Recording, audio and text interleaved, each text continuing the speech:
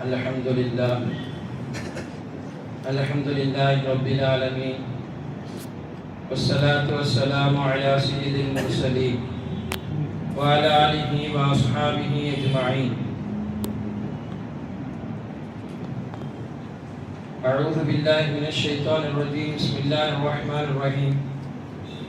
قد أفلح المؤمنون الذين هم في صلاتهم خاشعون.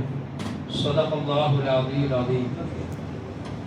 அனைத்து புகழும் அகிலத்தாரை படித்து பரிபாலிக்கும் எல்லாம் அல்ல அல்லாஹ்வுக்கே உரித்தாகுக. அவருடைய சாந்தியும் சமாதானமும் அண்ணலம் பெருமானா ஸல்லல்லாஹு அலைஹி வஸல்லம் அவர்களின் மீதும் அவர்களின் அடிச்சுவற்றை அயராது பின்பற்றி வந்த சத்திய சஹாபாக்கள், தாபியீன்கள், முத்தகீன்கள், அவுலியாக்கள் நம் அனைவர்களின் மீதும் என்றென்றும் நிரப்பமாக உண்டாகட்டுமாக. சங்கை பொருந்திய அல்லாஹ்வின் நல்லடியார்களே, இன்று ஓதிய தராவினுடைய சூறாக்களில் மிக முக்கியமான ஒரு சூறா. இந்த சூறாவை கொண்டு அல்லாஹ் அந்த ஜுசுவையே ஆரம்பம் செய்கிறான். சூரத்துல் முஃமினூன். இந்த சூறாவினுடைய முதல் ஜுசுவினுடைய ஆரம்பம்.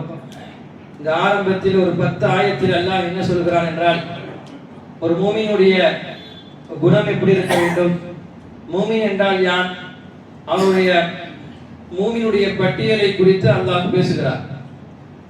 அதில் ஆரம்பமாகவே அல்லாஹ் எடுத்து சொல்வது கத் அஃப்லஹல் முஃமினூன், முஃமின்கள் வெற்றி பெற்று விட்டார்கள்.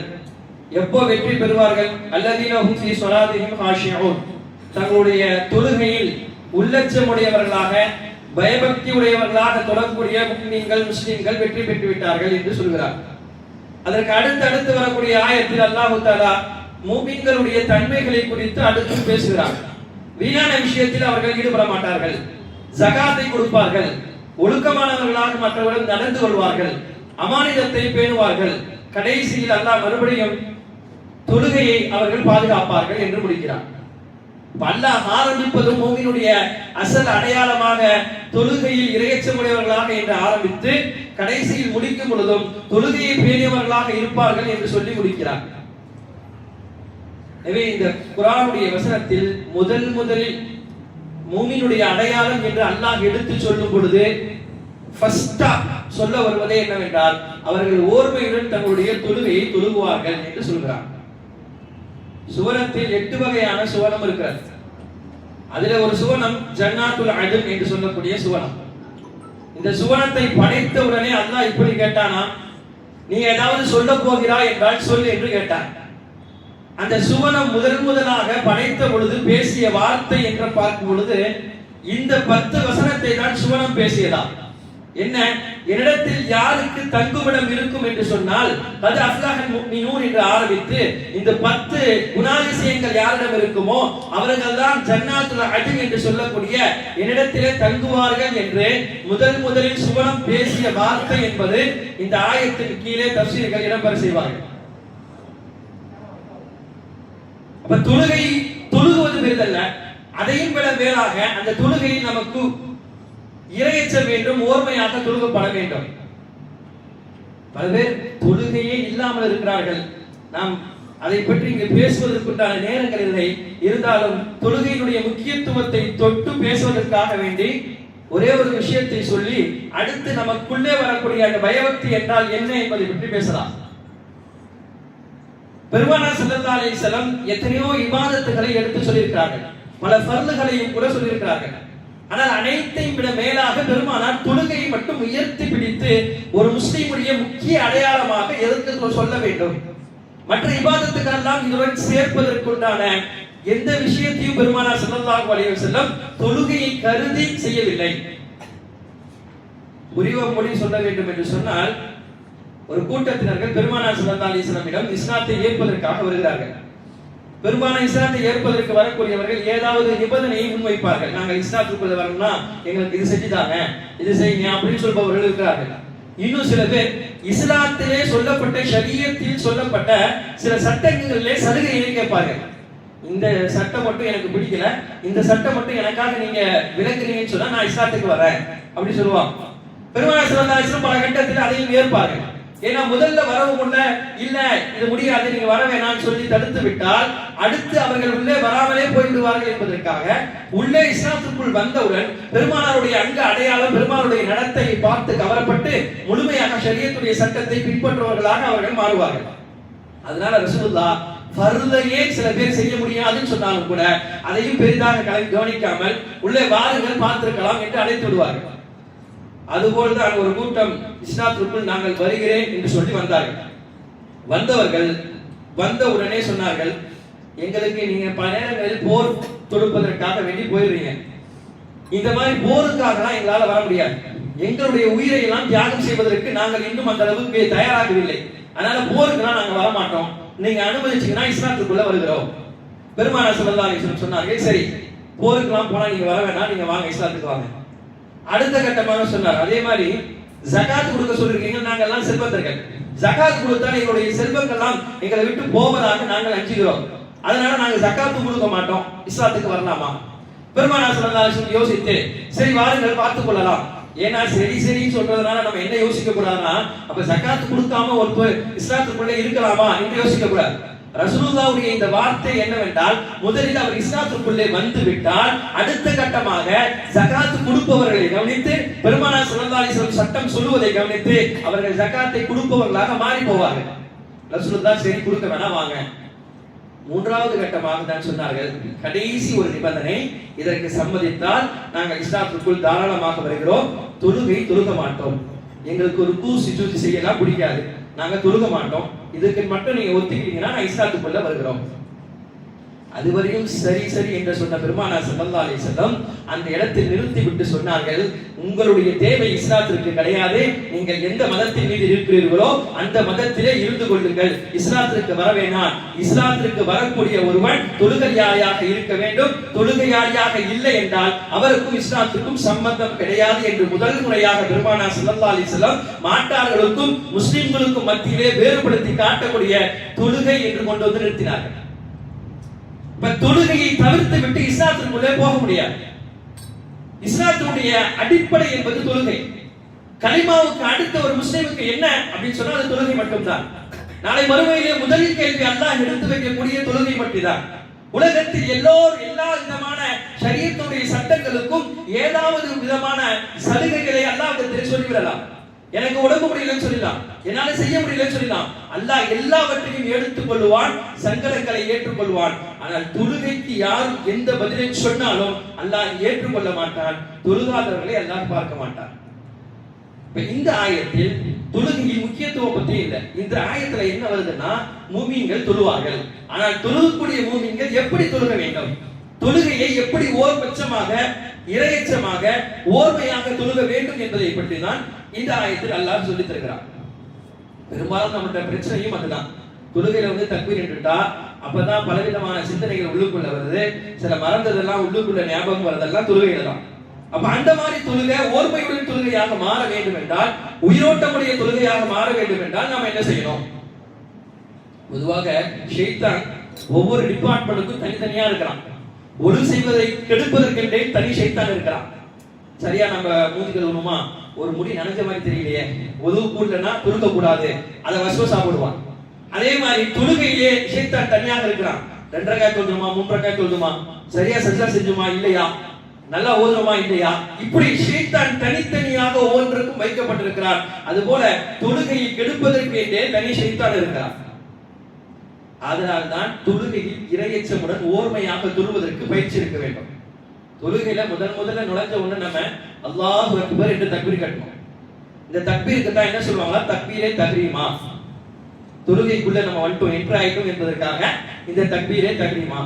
தக்பீரே தஹ்ரீமாவுடைய அர்த்தமே என்ன, இதுவரையும் எனக்கு எதெல்லாம் ஹலால் ஆகிருச்சோ அதுவெல்லாம் ஹராம் ஆகிவிட்டது, தடை செய்யப்பட்டு விட்டது. என்ன தடை செய்யப்பட்டது? எனக்கு தொழுகைக்கு வெளியில நான் எப்படி எல்லாம் இருந்தனோ இப்ப தொழுகைக்குள்ள அப்படி இருக்க மாட்டேன், தொழுகைக்கு வெளியில இருக்கக்கூடிய விஷயத்தை வெளியே விட்டுட்டேன், தொழுகைக்குள்ளே அதை கொண்டு வர மாட்டேன். அதே போல தொழுகைக்குள்ளே இருக்கக்கூடிய நான் தொழுகைக்கு வெளியே போக மாட்டேன். தொழுகைக்கு வெளியே போக மாட்டேன்னா தக்பீர் கட்டி தொழுதுட்டே இருக்கும் பொழுது திடீர்னு நம்ம அறியாமே எங்க பாக்குறோமோ அங்க பாக்குறது இல்ல, நேரா பார்ப்போம், அங்க ஏதாச்சும் போர்டு எழுதிருக்கும் அதை படிப்போம். இது தொழுகைக்கு வெளியே போற மாதிரி. இப்ப தொழுகைக்குள்ளே இருக்கும் போது வெளியே போக கூடாது. அதே மாதிரி வெளியே இருக்கக்கூடிய சிந்தனை தொழுகைக்குள்ளே கொண்டு வரவும் கூடாது. அதுதான் இறையச்சமுடைய தொழுகை. அப்படிப்பட்ட தொழுகையாக ஆக வேண்டும் என்பதற்காகத்தான் என்ன செய்தார்கள், தொழுகையில ஷரியத்துடைய சட்டப்படி ருக்குல எங்க பார்க்கணுமோ அங்க பார்க்கணும், கியாம்ல நிலைக்கிறதுல எங்க பார்க்கணுமோ அங்க பார்க்கணும், அப்படியே ஸ்ட்ரெயிட்டா நிக்கணும்னா ஸ்ட்ரெயிட்டா நிக்கணும், ஆடாம அசையாம நிக்கணும்னா ஆடாம அசையாம இருக்கணும். இன்னைக்கு யோகா தியானம் இதெல்லாம் சொல்றாங்கல்ல, இதெல்லாம் எப்படி வந்தது என்று சொன்னால் ஒரே ஒரு விஷயம் தான். அந்த உணர்வுகளை உள்ளே கொண்டு வருவதற்கு என்ன சொல்லுவாங்க, ஒரே ஒரு இடத்துல உட்கார்ந்து அந்த இடத்துல புள்ளி மாறாம அப்படியே உட்கார்ந்து ஆடாமல் அசையாமல் இருக்க வேண்டும். அப்படி இருந்தா உனக்கு ஒரு விதமான உணர்வுகள் உள்ளே வரும். இந்த பயிற்சியை தான் தொழுகையிலே அல்லாஹ் கொடுக்கிறான். தொழுகையில நிற்கும் போதும் ஆடக்கூடாது, அசையக்கூடாது. ருகுல நிற்கும் பொழுதும் எந்த கட்டத்தில் எப்படி நிற்க சொல்லப்பட்டதோ அந்த இடத்துல இருக்கணும். சாதாரணமாக சொரிவதும் சாதாரண முறையில நம்முடைய தாடியை போதுவதும் எல்லாம் தொழுகையில் அனுமதி கிடையாது. எந்த அளவுக்குனா 3 தடவைக்கு மேல தொழுகையில கையெடுத்துட்டா சில இமாம்கள் தொழுகை முறிஞ்சிரும் சொல்றாங்க. பெரும்பாலான இமாம்களிடம் அது மக்ரூஹ் என்று எழுதப்பட்டிருக்கிறது. சர்வசாதாரணமாக தொழுகையிலே கையெடுப்பது தொழுகையிலே அது அனுமதிக்கப்படாது. அது இறைச்சமுடைய தொழுகையாக முதலில் ஆகாது. இப்ப தொழுகை எப்போது இறைச்சமுடைய தொழுகையாக ஆகும் என்றால் முதலில் ஒரு 4 விஷயத்தை எடுத்து சொல்கிறார்கள். நமது வாழ்வில் இதை கேட்டு விட்டு விடாமல் கொஞ்சம் அமல் செய்து பார்ப்போம். இன்னைக்கு கேட்டதை நாளைக்கு அடுத்த தொழுகையிலே கொஞ்சம் அமல் செய்தோம் என்றால் கண்டிப்பாக முன்னாள் தொழுத தொழுகையை விட தற்போது தொழுகக்கூடிய தொழுகையில் ஒரு விதமான மாற்றங்கள் தெரியும். என்ன முதல் ஃபர்ஸ்ட் தொழுகைக்குள்ளே நம்ம வருவதற்கு முன்னாலே என்ன செய்யணும், தொழுகைக்குள்ள வரோம், பள்ளிக்குள்ள வந்தோடனே துஆ ஓதிட்டு அல்லாஹ் முஃப்தஹ் லி அப்வாப ரஹ்மத்தி ஓதிட்டு வரோம். அதே மாதிரி இஅ்திகாஃப் நியத் நவைத்துல் இஅ்திகாஃப் ஹாதல் மஸ்ஜித் லில்லாஹி தஆலா நியத் வச்சிட்டோம். வந்த உடனே தொழுது விடாமல் கொஞ்சம் 2-3 நிமிஷம் உட்கார்ந்து, ஃபர்லான தொழுகைக்கு ஒரு 2-3 நிமிஷம் இருக்குது, இத சுன்னத் தொழுக முடியாது, வந்தோடனே உட்கார்ந்துடலாம். உட்கார்ந்துட்டு இப்ப என்ன செய்யணும், எதுவும் செய்ய வேணாம், உட்கார்ந்து நமது மனதை அமைதிப்படுத்தணும். அங்க உட்கார்ந்துட்டு யோசிச்சுட்டு கூடாது, நம்ம கடையில விட்டுட்டு வந்தோமே அப்படின்னு அங்க உட்கார்ந்து யோசிச்சுட்டு கூடாது. இங்க உட்கார்ந்து தஸ்பீஹ் செய்யக்கூடாது, எதுவும் செய்ய வேண்டாம். அமைதியாக ஒரு 2-3 நிமிஷம் உட்காரணும். எதற்கு, நான் அல்லாஹ்வுக்கு முன்னால் நிற்க போகிறேன் என்பதை யோசிச்சு கொஞ்சம் உட்காரணும். சாதாரண முறையில உலகத்துல இந்த மாவட்டத்துடைய பெரிய அதிகாரியோ தமிழ்நாட்டுடைய சிஎம்ஏ பார்க்க போறோம்னு சொன்னா எத்தனை ஓட்டங்கள் போடுவதற்கு முன்னால் உள்ளத்திலே ஓடிக்கொண்டிருக்கிறது. அங்க போறோம், அவருக்கு முன்னாடி நிக்கிறோம், உட்கார்றோம், என்ன பேசணும், எப்படி பேசணும், எவ்வளவு யோசிக்கிறோம். ஆனா ஒன்றுமே இல்லாத அவனே அப்படி யோசிக்கும் பொழுது படைத்த ரப்பு முன்னால் நான் நிற்க போகிறேன் என்றால் எனக்குள்ள எவ்வளவு ஓட்டங்கள் இருக்க வேண்டும், எவ்வளவு பயம் இருக்க வேண்டும், எவ்வளவு அச்சம் இருக்க வேண்டும். என்னமோ 5 நேரங்கள் நான் தொடர்படியாக தொழுவதனால் அந்த பயமோ அவ்வளவாக இல்லாமல் போய்விட்டது. ஆனால் அதை எடுப்பதற்கு நாம் முன்வர வேண்டும். அப்ப ஒரு 2 நிமிஷம் உட்கார்ந்து அதற்கு பிறகு எழுந்து நாம் தக்பீர் கட்டி தொழுக ஆரம்பித்தால் இதற்கு முன்னால் தொழுத தொழுகையை விட இந்த தொழுகையில் பெரிய மாற்றம் ஏற்படும். செய்து பார்க்கலாம். ஏன் அப்படின்னு சொன்னாக்கா அந்த நேரத்துல அல்லாஹ் எந்த அளவுக்கு கண்ணியம் வச்சிருக்கானா, ஹதீஸ்ல பெருமானார் ஸல்லல்லாஹு அலைஹி வஸல்லம் இந்த அளவுக்கு சொல்லிருக்காங்க, நீங்க 2-3 நிமிஷம் உட்கார்றீங்கல அந்த உட்காரக்கூடிய நேரத்திலும் கூட உங்களுக்கு மலக்குமார்கள் நன்மை எழுதுறாங்க. அது வீணான நேரம் கிடையாது. உட்கார்ந்த நேரங்களும் நன்மையாக எழுதப்படுகிறது. இது ஃபர்ஸ்ட். அடுத்த கட்டமாக ஹதீஸ்களில் பல தரஜாக்களில் தொழுகை வரும். முதலில் தரஜாவுடைய தொழுகை ஹதீஸ்ல இப்போ வரும், அன் தஅபுதுல்லாஹ கஅன்னக தரா. நீங்க எப்படி தொழுகணும்னா அல்லாஹ்வை பார்க்கிற மாதிரி தொழுகணும். அப்படி தொழுக முடியுமா? இன்றைய கால சூழ்நிலையில் உலகத்தில் அப்படி யாரும் தொழுகையும் இல்லை என்றுதான் சொல்ல வேண்டும். அல்லாஹ்வை பார்க்கிற மாதிரி இவருடைய தொழுகை இருக்கணும். சஹாபாக்கள் தொழுதார்கள், இறைநேசர் தொழுதார்கள். நான் ஆரம்பத்திலே பல முறை சொல்லி இருக்கிறேன், சஹாபாக்களுடைய தொழுகை எல்லாம் எப்படி இருக்கும் என்று சொன்னால் அவர்களுடைய உடலில் எந்த அசைவும் இருக்காது, என்ன செய்தாலும் தொழுகையை செய்து கொள்ளலாம் என்று சொல்லும் அளவுக்கு இருந்தது. அலி ரலியல்லாஹு அன்ஹு கை கட்டி தக்பீர் கட்டி தொழுக சொன்னார்கள். தொழுக முடித்த பிறகு அவர்களுக்கு குத்தி இருந்த ஒரு அம்பை தொழுகையிலே எடுத்து விட்டார்கள். எடுத்து முடித்து கேட்டார்களாம், அலி உனக்கு ஒரு அம்பு குத்தி இருந்தது தெரியுமா? ஆம், தொழுகைக்கு முன்னால் குத்தி இருந்தது என்று சொன்ன பொழுது இல்லை இப்போது அது இல்லை, எப்போ இதை எடுத்தீர்கள் என்று கேட்கும் பொழுது அலி ரலியல்லாஹு சொன்னாங்க, நீங்க தொழுகையில இருக்கும் போது தான் எடுத்தோம், எனக்கு எந்த உணர்வும் இல்லை என்று சொல்வார்கள். அப்ப அல்லாஹ்வை முன்னோக்கி சென்ற பொழுது தொழுகை தான் எனக்கு எல்லாம் என்று வந்த பொழுது சஹாபாக்களுக்கு அந்த உணர்வு எல்லாம் எடுக்கப்பட்டு விட்டது. இரண்டாவது அந்த கட்டத்திற்கு போக முடியல அப்படின்னா இரண்டாவது சொல்லப்படுகிற ஹதீஸ்ல ஃபஇல்லம் தகும் தராஹு ஃபஇன்னஹு யராக. அல்லாஹ்வை பார்க்கிற அளவுக்கு உங்களால தொழுக முடியலையா, அல்லாஹ் உங்களை பார்க்கறான்னு நினைப்பலையாவது தொழுகைக்குள்ள வாங்க. உலகத்துல எவ்வளவு பேர் பார்க்கறான்னு நினைக்கும் பொழுது நம்முடைய அனைத்து விஷயங்களும் மாறுகிறது. நம்ம மாத்திக்கிறோம். யாராச்சும் பார்க்கவில்லைன்னா ஒரு மாதிரி இருக்கிறோம், யாராச்சும் பார்க்கறாங்கன்னா வேற மாதிரி இருக்கிறோம். அப்ப அல்லாஹ் என்ன பார்க்கிறான்ற சூழ்நிலைக்கு நான் உள்ளாக்கப்பட்டால் எனது தொழுகையில் அமைதி கிடக்கும், எனது தொழுகையில எல்லா விதமான செயல்பாடுகளும் மாறும். எனவே இரண்டாம் பட்சமாக நாம் அல்லாஹ் பார்க்கிறான் என்ற நினைப்புடனாவது தொழுக வேண்டும். மூன்றாவது கட்டம் தொழுகையிலே ஓர்மை வருவதற்கு சொல்கிறார்கள்.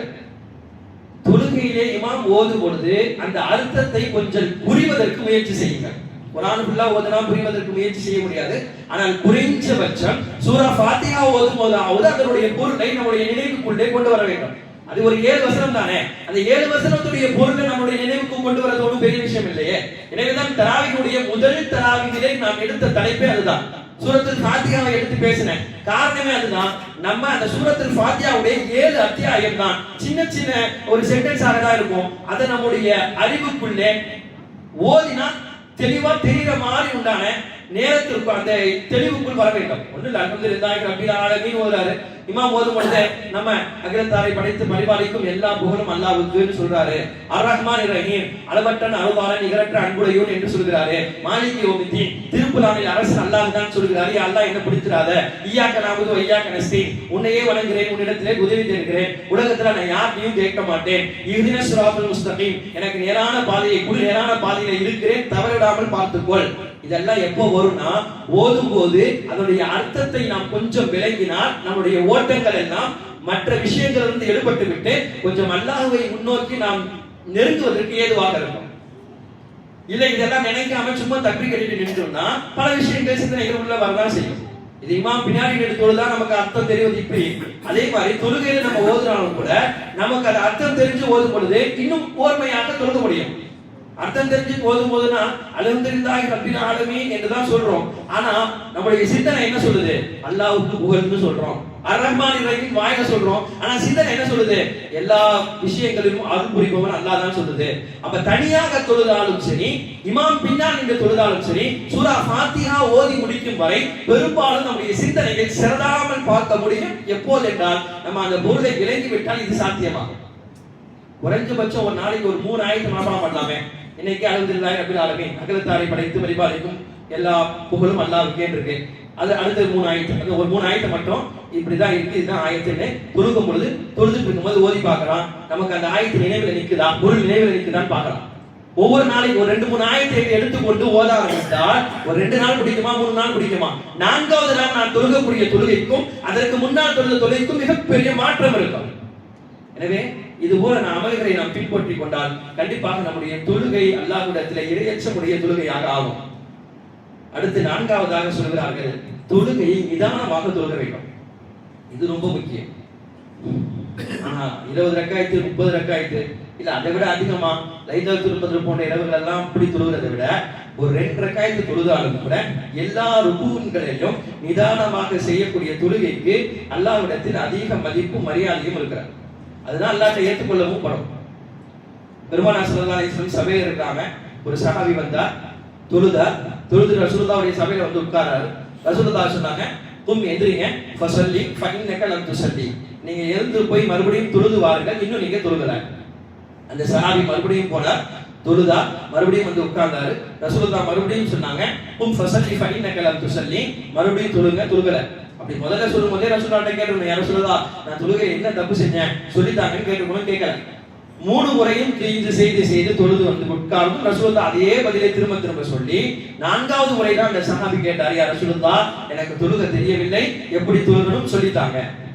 அப்ப ரசூலுல்லாஹி ஸல்லல்லாஹு அலைஹி வஸல்லம் தொழுகை முறையை சொல்லி கொடுத்தாங்க. வெறும் கியாம் மட்டும் இல்லை, தொழுகையில நிற்கும் பொழுது மட்டும் சரியாக நிற்கிறோம். ஆனால் ருக்குவுக்கு போய் எழுந்தவுடன் அந்த சமியல்லாஹு லிமன் ஹமீதா என்று சொல்லும் பொழுது கொஞ்சம் நிமிர்ந்து நம்முடைய முதுகன் தண்டு நிமிர்ந்து அமைதி காக்க வேண்டும். அது காக்கப்படவில்லை. சஜிதாவிலே கொஞ்சம் நேரம் உட்கார வேண்டும், அது உட்காரப்பட. சஜிதா செய்யும் பொழுது அந்த இடத்திலே முழுமையாக நிதானமாக இருக்க வேண்டும், இருக்கல. 2 சஜிதாக்கு மத்தியிலே இருக்கக்கூடிய ஜல்சா என்று சொல்லக்கூடிய சிறு இருப்பு, அந்த இருப்பிலே கொஞ்சம் உட்கார்ந்து விட்டு போகணும். ஆனா உட்காராமலே சரியாக உட்காராமலே போகக்கூடிய நிலை இருக்குது. இதெல்லாம் வந்து தொழுகையில பாத்திலாக ஆக்குது. தொழுகை கூடாமல் என்ற ரீதிக்கு அது ஆக்குது. அதான் ரசூலுல்லாஹி ஸல்லல்லாஹு அலைஹி வஸல்லம் சொன்னாங்க, அதுவரையும் நீங்க தொழுக கூடாது, இப்படி நீங்க தொழுதாதான் உங்களுடைய தொழுகை கூடும். எனவேதான் இதற்கு அரபியிலே தஅதீல் என்று சொல்வார்கள். நிதானமாக ஒவ்வொரு ருக்குனிலும் செஞ்சு தொழுகிறது. அந்த அந்த ருக்குனை நிதானம் காத்து தொழுகிறது. இது அபூ ஹனீஃபா ரஹ்மத்துல்லாஹி வாஜிப் தான் சொல்லுவாங்க. ஆனா ஷாஃபி ரஹ்மத்துல்லாஹி சொல்றாங்க தஅதீல் என்பது ஃபர்து. சமிஅல்லாஹு லிமன் ஹமீதா என்பதுல நல்லா நிக்கணும். நீ அவசரப்பட்டு கொஞ்சம் போயிட்டே அப்படின்னு சொன்னா தொழுக கூடாது. ஷாஃபி ரஹ்மத்துல்லாஹி தஅதீலை ஃபர்தாக ஆக்குகிறார்கள். இப்ப யோசிக்கணும். அப்படி அந்த ஃபர்துனா என்னன்னா அந்த விஷயத்தை நம்ம தொழுகையில விட்டுட்டோம்னா தொழுக கூடாது. தஅதீல் ஃபர்தாக்கப்படுகிறது இந்த ஹதீஸை வைத்துதான். ஏன் அப்படின்னா ரசூலுல்லாஹ் 3 தடவை 2 தடவை தொழுது கூட ரசூலுல்லாஹ் கூடாதுன்றாங்க. கூடாதுன்னா அப்ப அது ஃபர்தாக தானே இருக்கணும் அப்படின்னு ஷாஃபி ரஹ்மத்துல்லாஹி ஆதாரம் வைக்கிறார். எனவே தொழுகையிலே இந்த விஷயங்களை எல்லாம் நாம் பின்பற்ற கடமைப்பட்டிருக்கிறோம். இன்னும் சில விஷயம் இருக்கு. என்னன்னா நம்மளே சில விஷயம் ஓர்மைக்காக வேண்டி நினைத்துக்கிறது. இது செஞ்சா நல்லா தொழுகலாம், ஓர்மையா தொழுகலாம் அப்படின்னு நினைக்கிறோம். உதாரணமாக சொல்லப்பட்டா பல பேர் கேட்கவும் செய்திருக்கிறார்கள். நான் தொழுகையில கண்ணை மூடி தொழுதா ஓரளவுக்கு என்னால ஓர்மையா தொழுக முடியுது. கண்ணை முடிச்சு தொழுவதை விட கண்ணை மூடிக்கிட்டே தொழுதா கொஞ்சம் அல்லாஹ்வை நினைக்கிறதுக்கும் கொஞ்சம் ஓர்மையை எனக்குள்ள கொண்டு வரதுக்கும் ஏதுவா இருக்குது அப்படின்னு சொல்லுகிறார்கள். சில பேர் செய்யவும் செய்கிறார்கள். ஆனால் இது ஷரியத்திலே தவறு. ஷரியத் தொழுகை என்ற வரக்கூடிய சட்டங்கள் அனைத்தும் ரசூலுல்லாஹ் கண் திறந்து தொழுதிருக்கிறார்கள். கண் திறந்து தான் தொழுகப்பட வேண்டும். கண் மூடி தொழுக கூடாது என்றே சட்ட கிதாபில் எழுதுகிறார்கள். எனவே கண் மூடி தொழுவதற்கு ஷரியத்தில் அனுமதி இல்லை. தொழுகையை எப்படி தொழுக வேண்டும் என்ற நெறிமுறைகளை அல்லாஹ் சொல்லியிருக்கிறானோ ரசூலுல்லாஹி ஸல்லல்லாஹு அலைஹி வஸல்லம் எடுத்து கொடுத்திருக்கார்களோ அதுபடி தான் தொழுதாக வேண்டும். எனவே இந்த சட்டத்தை எல்லாம் நாம் பேணி தொழுவதற்கு வாய்ப்புகளாக நம்மை நாம் அமைத்துக் கொள்ள வேண்டும். கடைசியாக தொழுகையினுடைய ஓர்மைக்கு கடைசி தருணம் இதுதான். என்னன்னா எல்லா பாவங்களை விட்டும் நம்மை தற்காத்து கொண்டு தொழுகைக்குள்ளே வந்து நின்றால் கண்டிப்பாக அல்லாஹ் ஓர்மையை கொடுப்பான். வலிமார்கள் சொல்கிறோம், இறைநேசர் சொல்கிறோம், நம்மள மாதிரி தான் அவங்களும் இருந்தாங்க. ஆனா அவங்களுடைய தொழுகை மட்டும் அல்லாஹ்விடத்தில் அப்படியே பிரத்யேகமாக ஏற்றுக்கொள்ளப்பட்டுச்சு. அப்படின்றதுக்கு என்ன காரணம்? அவர்கள் பாவத்தை விட்டு ஒதுங்கி இருந்தார்கள். இப்ப பாவம் செய்யாமல் இருந்தாலே தொழுகைக்குள்ளே ஓர்மையை அல்லாஹ் கொண்டு வருவான். அல்லாஹ் அந்த நினைப்பை கொடுப்பான். தொழுகைக்குள்ள நினைப்பு கொடுப்பதும் தொழுகைக்குள்ள அல்லாஹ்வுடைய நினைப்பு எடுப்பதும் அல்லாஹ் தான். நம்ம எவ்வளவுதான் முயற்சி செஞ்சாலும் கூட சில நேரங்களில் ஓர்மை அங்க நிக்காது. பல தரப்பாக மாறிக்கிட்டே இருக்கும். நமக்கு நாமே நினைச்சிருப்போம் தொழுதமா இல்லையா, ஏன்னா இப்படி தொழுகிறோம், வர வர நம்முடைய தொழுகை மோசமா போயிட்டு இருக்கு, சில நேரத்துல 2-3 ரக்காய் தொழுதுமா இல்லையான்ற அளவுக்கு நம்ம போயிட்டு இருக்கோமே என்னெல்லாம் நினைப்புகள் வருவதற்கு காரணமாக எழுதுவது என்னன்னா பாவங்கள் அதிகரித்து விட்டது என்று சொன்னால் அல்லாஹ் தொழுகையை நுழைவுரையை செய்து விடுவான். தொழுகை தொழுகையாக இருக்காது. இப்ப பாவங்களை குறைத்து கொண்டாலே தொழுகை சரியாகிவிடும். ஒரு சஹாபி தொழுதாரு, திருடினாரு, தொழுதாரு, மறுபடியும் போய் திருடாரு. ரசூலுல்லாஹி ஸல்லல்லாஹு அலைஹி வஸல்லம் வந்து சொல்லப்பட்டது, யா ரசூலுல்லாஹ் இந்த சஹாபி தொழுகவும் செய்றாரு, தொழுக முடிஞ்சு போய் திருட்டுல இருக்காரு, இவரை குறித்து என்ன சொல்றீங்க? ரசூலுல்லாஹி ஸல்லல்லாஹு அலைஹி வஸல்லம் அப்போதான் சொன்னாங்க, நீங்கள் அவரை விட்டு விடுங்கள், கண்டிப்பாக அவருடைய தொழுகை அவருடைய திருட்டை விட்டும் தடுக்கும் என்று சொன்னார்கள். அப்ப தொழுகையுடைய அடையாளமாக தொழுகையுடைய பெரிய காரியமாகவே ரசூலுல்லாஹ் எதை எடுத்து வைக்கிறார்கள் என்று சொன்னால் தொழுகை எப்போது சரியாகும் என்றால் தொழுகை சரியானால் பாவங்களை விட்டு அவர் தற்காத்துக் கொள்வார். பெருமானார் ஸல்லல்லாஹு அலைஹி வஸல்லம் ஹதீஸ சொல்றதை விட அல்லாஹ்வே தொழுகையை பத்தி எப்படி அறிமுகப்படுத்தினார்? உங்களுக்கு தொழுகை கடமையாச்சுன்னா நீங்க நிலை நில்லுங்க, நீங்க ருக்கு செய்யுங்க, நீங்க சஜ்தா செய்யுங்க என்ற இந்த சட்ட திட்டங்களை எல்லாம் பெருமானார் சொல்லித் தருகிறார்கள். ஆனா அல்லாஹ் என்ன சொல்லித் தருகிறான்? இன்ன ஸலாத தன்ஹா அனில் ஃபஹ்ஷாஇ வல் முன்கர். உங்களுக்கு தொழுகணும்னு தோணுச்சுன்னு சொன்னா முதல் உங்களுடைய தொழுகை எப்படி இருக்குன்னா உங்கள் அருவருப்பான காரியங்களை விட்டு உங்களை தொழுகை தடுக்க வேண்டும். நம்மளை பத்தி இப்படி யாராச்சும் சொன்னா என்ன நினைப்பாங்க? நம்மளை பத்தி இப்படி சொல்லிட்டாங்கன்னு நினைப்போம்ல. அந்த மாதிரியான காரியங்களை நாம் செய்யக்கூடாது. தொழக்கூடியவர்களுக்கு அதுதான் அடையாளம் என்கிறான் அல்லாஹ். அப்ப அப்படிப்பட்ட தொழுகையாக நமது தொழுகையாக வேண்டும் என்று சொன்னால் கண்டிப்பாக பாவங்களை விட்டு நாம் தவிர்த்து கொள்ள வேண்டும். பாவங்களை விட்டு தவிர்த்து கொள்ளக்கூடிய தொழுகைக்கு கண்டிப்பாக அல்லாஹ் தஆலா பயபக்தியும் இறைநேசமும் இறை எச்சத்தையும் அல்லாஹ் கொடுக்கிறான். அல்லாஹ் குர்ஆனிலும் அதைத்தான் சொல்கிறான், ஹதீஸிலும் பெருமானார் ஸல்லல்லாஹு அலைஹி வஸல்லம் அதைத்தான் சொல்கிறார்கள். எனவே எதை சொன்னோமோ கேட்டோமோ சொல்லக்கூடிய அத்தனை விஷயங்களையும் நாம் கொஞ்சம் குறிப்பெடுத்து வைத்துக் கொண்டு கண்டிப்பாக வரக்கூடிய காலத்தில் அதுபோல தொழுவதற்கு முயற்சி செய்தால் கண்டிப்பாக முன்னால் தொழுத தொழுகைக்கும் தற்போது நாம் தொழுகக்கூடிய இந்த தொழுகைக்கும் பெரும் வித்தியாசத்தை அல்லாஹ் கொடுப்பான். சொன்னதின்படி அமல் செய்யக்கூடிய பாக்கியத்தை நம் அனைவருக்கும் அல்லாஹ் தந்தருள் புரிவானாக. வாஹிரு தாவானா அல்ஹம்துலில்லாஹி ரப்பில் ஆலமீன்.